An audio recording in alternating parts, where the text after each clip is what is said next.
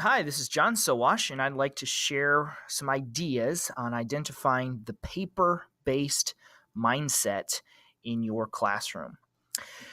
Do you have a paper based mindset? In other words, are you using digital tools and technologies to emulate a paper based experience? Google Docs is not an improved version of paper, and to treat it as such misses the point. I'm going to be introducing to you 6 questions that I'd like you to reflect on to see if these things are true in your classroom.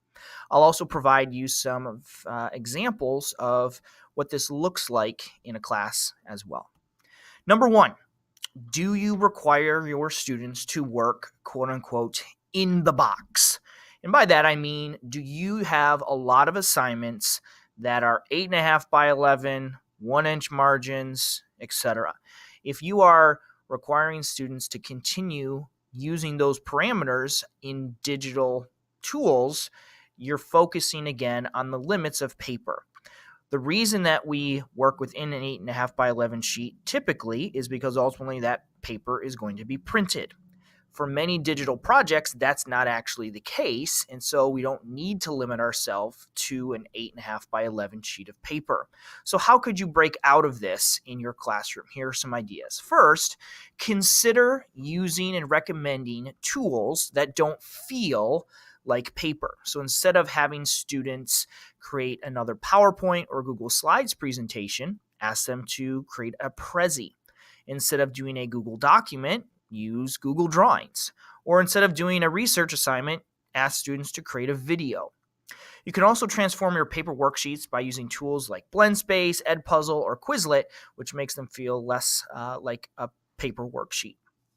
The final thing I'd like to share is recommend stop using PDF files.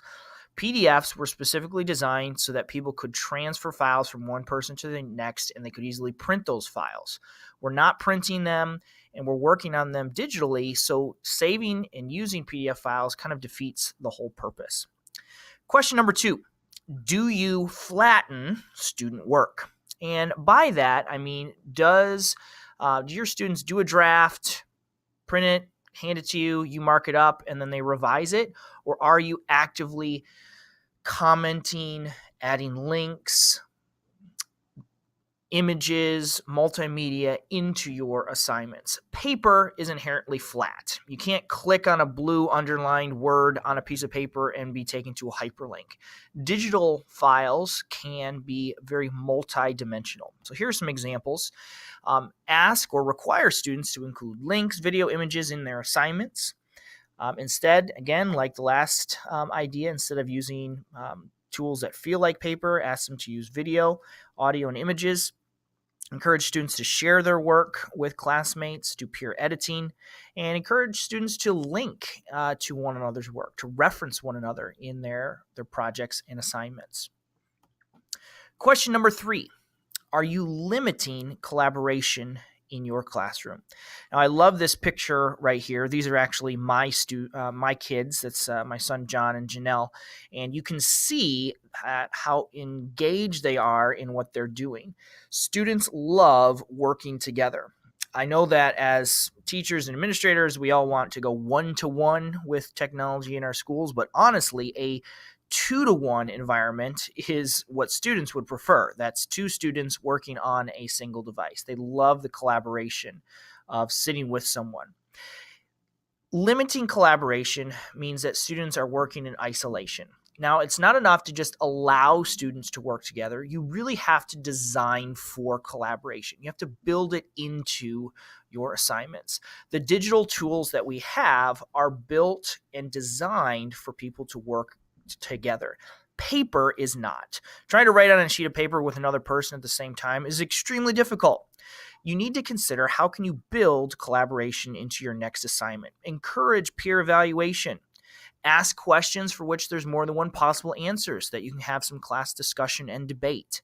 And another important thing to consider is, what is the difference in your classroom between cheating and collaboration?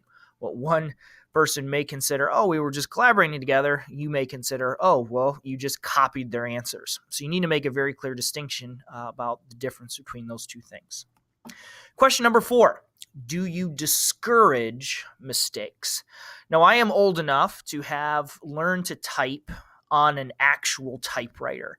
And I also remember whiteout and correction fluid and the tape that we would use to cross out mistakes. When we were using paper, pencil, typewriters, making a mistake was very costly. It took a lot of time to correct that mistake. Sometimes you even had to start over entirely. And so it was discouraged to make mistakes. Perfection was the goal. But with digital technologies, it's very easy to iterate, revise, and improve something once you've created it.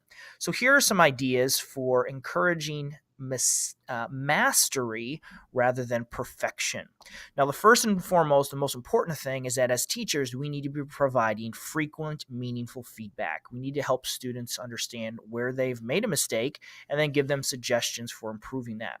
With the old paper-based system, it was pretty long period of time. By the time a student finished their work, handed it in to us on paper, we received it and then graded it and gave it back, we could have days or weeks that elapsed. With digital technologies, we can provide much more frequent and timely feedback to our students. The second thing that you can do is give students an opportunity to reflect on improvements that they have made.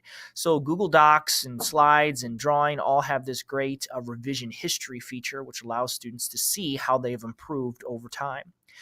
You can also encourage students to do peer editing and learn from one another and see how others are improving as well. And then, if possible, assess for growth, not completion or perfection. How much has a student learned and progressed during the course of this assignment? Rather, have they met some, fictional bar or finish line that has been established? Question number 5, do you venture outside the 4 walls of your classroom? Paper kind of isolates us. It requires that we work kind of in a very small space. But when we're using digital technologies, it's much easier for us to connect with people in our own school or around the world. We don't have to limit it to just the people who are sitting in the class right now. One of the things that I regret not doing more of was allowing students to collaborate across my class period. So I taught science and I taught 5 sections of freshman biology. It would have been a great idea for me to allow students from my first hour class to compare lab results with my third or my 5th hour class. This is a simple way to break down kind of those artificial walls of, oh, these are the 25, 35 kids in the class, to letting them collaborate with others.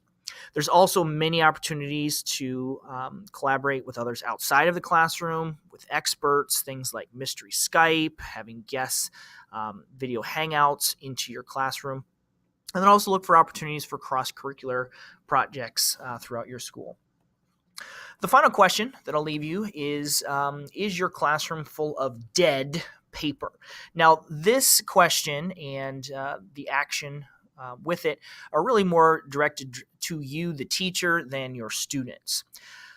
Anytime that you post a Microsoft Word document, a PDF file to your students, that file is dead, meaning it cannot grow, it cannot change, it is static. If you send home a paper newsletter, you can't change or update that information. I would encourage you to look for ways where you can eliminate dead paper in favor of living, growing resources. Some ideas for that would be to create a class website that you can easily update on a regular basis. Make sure that you have folders or documents somewhere where you can add new ideas and websites and links that you discover as you're planning for the future. If you're using Google Classroom, rather than, again, posting PDFs or Word files, make sure you're posting Google documents so that you can go in and quickly change those, and they're automatically and instantly updated. Have a plan for updating parents and students about due dates and schedules. We have the ability to make these living resources through the use of digital technologies, which we could not do with paper and pencil. These are 6 ideas that I'm going to encourage you to consider how you're approaching technology in your classroom. And I would suggest that in the next week that you think about one of these ideas, look at the lessons that you're teaching, and try to adjust them to take advantage of the new features and technology that we have in the class.